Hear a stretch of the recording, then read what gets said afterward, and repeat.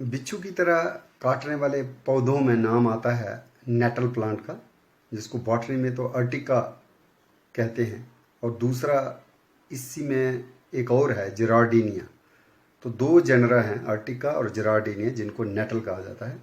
और ये दोनों स्टिंगिंग प्लांट्स हैं, बिच्छू की तरह डंक मारने वाले दो पौधे। और इनका जो परिवार है उसको कहते हैं अर्टिकेसी। तो अर्टिकेसी में जो प्लांट्स हैं उनकी खास बात क्या है? खास बात है एक ही फूल में मेल और फीमेल पार्ट्स नहीं होते, यूनिसेक्सुअल फ्लावर्स, मेल फ्लावर्स अलग, फीमेल फ्लावर्स अलग, चाहे वो एक ही पौधे पे हों दोनों या दो अलग अलग पौधों पे हो। और दूसरी बात, मोस्टली इनका फाइबर निकलता है, धागा निकलता है। ट्रेडिशनली जैसे अर्टिका डायोइका है या जिरार्डिनिया हेट्रोफिला है, इससे फाइबर निकाला गया। फर्स्ट वर्ल्ड वार में भी जर्मनी ने इसका फाइबर निकाला था। और आज भी हम किश्तवाड़ के इलाके में जाते हैं तो हमें जिरार्डिनिया हेट्रोफिला का फाइबर निकालते हुए लोग दिख जाते हैं आज भी, जो रस्सी बनाते हैं घर में इस्तेमाल करने के लिए। तो फाइबर यील्डिंग प्लांट्स हैं, लेकिन सब के सब जो हैं वो डंक नहीं मारते। अर्टिका डायोइका, अर्टिका पार्विफ्लोरा या जिरार्डिनिया हेट्रोफिला, ये प्लांट्स जो हैं वो स्टिंगिंग प्लांट्स ज़रूर हैं, लेकिन इसी परिवार के कुछ ऐसे प्लांट्स हैं जिनसे फाइबर भी निकलता है और वो डंक भी नहीं मारते। तो उनमें एक प्लांट है रैमी, जीनस है भमीरिया, भमीरिया नाइविया। ये भी एक बहुत बढ़िया फाइबर क्रॉप है, इसकी कल्टीवेशन भी होती रही है इंडिया में। लेकिन अगर उसी का एक जंगली भाई जो हमें दिखता है, झज्जर कोटली में दिख जाता है, चिनैनी सुध महादेव में दिख जाता है, वो है भमीरिया प्लेटिफाइला। इसकी बड़ी लंबी लीफ की स्टॉक होती है और लीफ जो है बड़े गोल रहते हैं। तो दूर से देखने में अर्टिकेसी परिवार की शिनाख्त हो जाती है, लेकिन हम पत्तों को पकड़ सकते हैं हाथ से, वो काटते नहीं हैं, डंक नहीं मारते हैं। लेकिन ये भी फाइबर क्रॉप है इसी नेटल फैमिली में, अर्टिकेसी में। और इनकी एक और ख़ास बात जो है, इनमें किसी प्रकार का लेटेक्स नहीं होता। बहुत से प्लांट्स जो हैं उसमें लेटेक्स होता है, जैसे हमारा पीपल है या फगवाड़ा है, जो इसके बगल में ही दूसरी फैमिली मोरेसी है, शहतूत की फैमिली, उसमें ये बिलोंग करते हैं। इनमें एक प्लांट है जिसको ट्री जैसा वो बन जाता है, नॉर्थ ईस्ट में और साउथ इंडिया में होता है, और जिसके फल ऐसे हैं, दूर से थोड़ा से वो शहतूत की तरह भी दिखाई देते हैं, लेकिन क्लोजली देखेंगे तो ऐसे लगता है जैसे हमारी शर्ट के बटन हो, और उसको बोलते हैं भमीरिया इंटेग्रिफोलिया। तो ये एक ट्री होता है, 8-10 मीटर ऊंचा हो जाता है, और इसकी भी फाइबर जो है बड़ी सुपीरियर क्वालिटी की होती है, भमीरिया नाइविया से भी सुपीरियर मानी जाती है।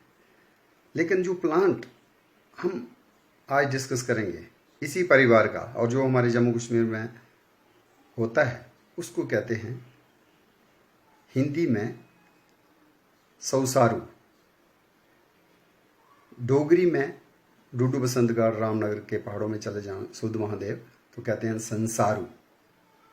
लेकिन अगर हम रजौरी चले जाते हैं तो बोलते हैं संदारी या संदारू या सिंदूरा। ये जो जीनस है, बोटानिकल जीनस डेब्रिजियासिया में ये नाम आते हैं, और अंग्रेज़ी में इसका नाम है वाइल्ड रिया। रिया बेसिकली साउथ अमेरिका का एक फ्लाइटलेस बर्ड का नाम भी है, लेकिन रिया जो है रोमन माइथोलॉजी और ग्रीक माइथोलॉजी में mother of gods and goddesses भी है। और रिया का लिटरल मीनिंग हम देखें डिक्शनरी में तो उसका मतलब होता है टू फ्लो, फ्लोइंग, बहने वाला। तो मोस्टली जो वाइल्ड रिया श्रब्स हैं, प्लांट्स हैं, ये यूजुअली बहते हुए पानी के पास में ज़्यादा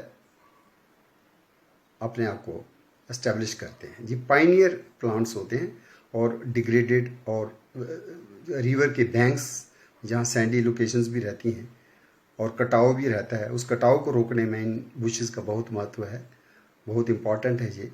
और ये पर्टिकुलर रिया श्रब्स जो हैं,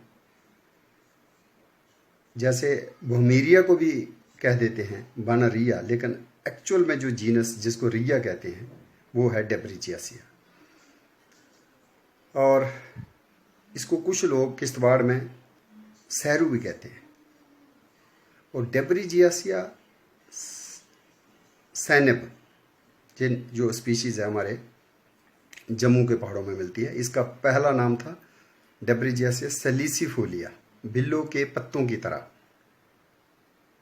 क्योंकि इसके अगर नीचे से पत्ते देखें तो वो वाइट होते हैं, इसलिए इसका नाम एक और भी था पहले साइंस में, बॉटनी में, डेब्रिजियासिया हाइपोल्यूका, मतलब नीचे से अंडर सरफेस पत्तों की सफ़ेद रहती है, रामबन में हम अक्सर देखते हैं। तो ये प्लांट जो है तवी के किनारे किनारे चनैनी में, उसके पीछे पहाड़ों तक, और इसके जो फल हैं वो थोड़े हल्के पीले रहते हैं और उनको खाया जाता है। तो वाइल्ड फ्रूट की कैटेगरी में आता है डेब्रिजियासिया सैनेब। बट इससे भी जो है धागा निकलता है, रस्सियाँ फाइबर निकाली जाती हैं, तो उसके लिए ये अगेन अपनी फैमिली के करैक्टर के हिसाब से फाइबर प्लांट ही है। लीव्स तो इसके ऑल्टरनेट रहते हैं और वो लेंसियोलेट भालाकार रहते हैं, और नीचे से साफ सफ़ेद और ऊपर से इनकी जो नाड़ियाँ होती हैं वो इमर्स्ड होती हैं, अंदर की धंसी होती हैं, और ऊपर से रिंकल्ड और रफ सरफेस रहती है पत्तों की। और मेल फ्लावर्स जो हैं वो एक्सेल से निकलते हैं, लेकिन जो फीमेल फ्लावर्स हैं वो एक क्लस्टर्स में निकलते हैं, नॉब लाइक क्लस्टर्स, और इनका जो फल बनता है वो ऐसे लगता है जैसे छोटी सी स्ट्रॉबेरी की तरह, एक बॉल बन जाता है दानेदार, और उसको खाया जाता है। लेकिन ये हार्वेस्ट करना बड़ा मुश्किल होता है, जो ही ये पक जाते हैं जो ही ये गिरने लगते हैं, तो इनका ज़्यादा इस्तेमाल हम नहीं कर पाते हैं। लेकिन फिर भी ये बर्ड्स और वाइल्ड लाइफ इनको खाते हैं, चाहे वो नीचे गिर जाएं वहाँ से भी उठा के खा लेते हैं बहुत से परिंदे। ये प्लांट जो है नॉर्थ ईस्ट में भी है, लेकिन नॉर्थ ईस्ट में इसकी दूसरी स्पीशीज़ है जिसको बोलते हैं डेब्रिजियासिया लॉन्गिफोलिया। तो डेब्रिजियासिया लॉन्गिफोलिया में जो फ्लावर क्लस्टर्स हैं थोड़े से वो डाइकॉटमसली ब्रांच्ड और स्टॉक्ड क्लस्टर्स में रहते हैं, और लीव थोड़ा नैरोअर और लंबा होता है, ये भी इसमें एक फ़र्क है। और जो भमीरिया है, भमीरिया को भी जब बानरिया कह देते हैं, तो इसको भमीरिया जीनस को और डेब्रिजियासिया जीनस को कैसे पहचानना, तो दोनों में स्टिग्मा का फ़र्क है। स्टिग्मा जो है पेनिसिलेट होता है डेब्रिजियासिया में, लेकिन वो सिलिएट रहता है, रोएदार रहता है भमीरिया में। लेकिन इन दोनों में भमीरिया हो, इवन ओरियोनाइट फ्रूटेसेंस एक और प्लांट है जो रिया की तरह ही दिखता है और जम्मू में भी होता है, उसको बोलते हैं ओरियोनाइट फ्रूटेसेंस। इसके लीव जो हैं वो मेम्ब्रेनस रहते हैं, थोड़े पतले होते हैं, और इसके नीचे सफ़ेदी नहीं होती पत्तों में।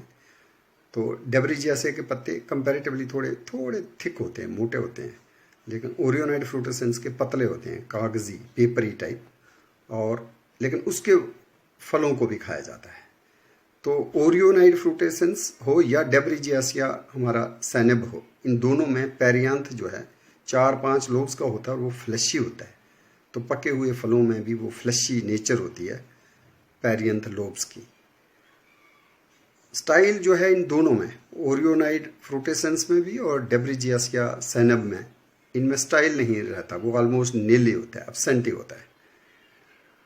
और इसमें जो ख़ास बात है वही है कि यूनिसेक्सुअल फ्लावर्स हैं और रफ लीव्स, और ये स्मॉल साइज ट्रीज़ हो जाते हैं, लार्ज बुश या स्मॉल साइज ट्रीज़, और इसके भी हम फल जो है खाते हैं। अगर एक और जम्मू कश्मीर में जो मिलती है डेब्रिजियासिया, अगर इसको हम कहें बेस्ट हिमालयन रिया या ब्राउन वाइल्ड रिया,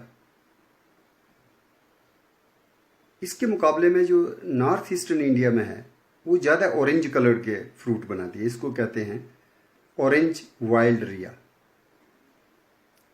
डेब्रिजियासिया लॉन्गिफोलिया।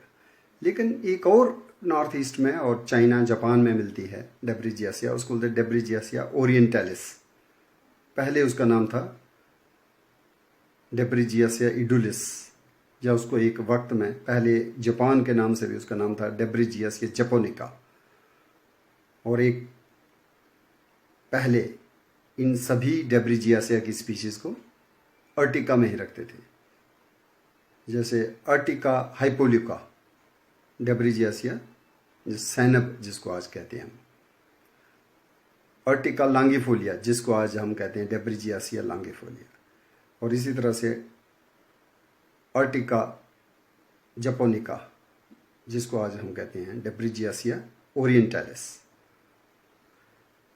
डेब्रिजियासिया ओरिएंटालिस के चाइना जापान में उसके फलों को इकट्ठा करके उससे एक वाइन भी प्रिपेयर करते हैं, एक बेवरेज, और ये फ्रूट भी जो है खाया जाता है। ह्यूमंस की कंजम्पशन के लिए तो है ही, लेकिन मोस्टली बर्ड्स जो फ्रूगीवोरस बर्ड्स हैं, बुलबुल्स हैं, बारबेट्स हैं,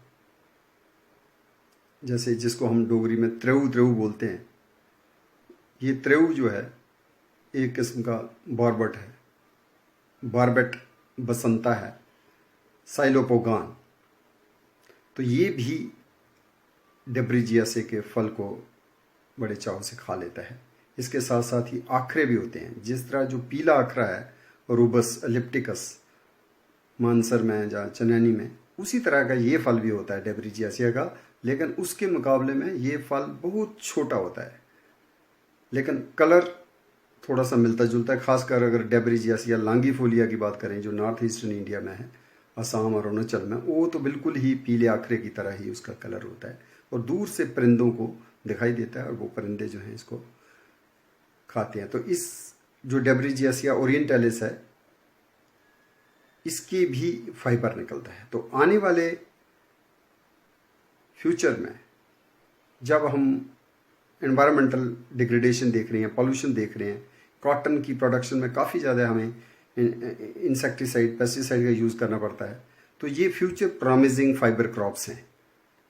अर्टिका सोई से भी हम फाइबर निकाल सकते हैं, जिरार्डिनिया हेट्रोफिला जो है बड्डी सदर, उससे भी निकल सकता है, और ये जो रिया श्रब्स हैं जिनको हम कहते हैं डेब्रिजियासिया सैनब जम्मू कश्मीर में, और लांगीफोलिया नॉर्थ ईस्ट में, और एक और ओरिएंटालिस, ये श्रब्स जो हैं फ्यूचर की प्रॉमिसिंग फाइबर क्रॉप्स बन सकती हैं।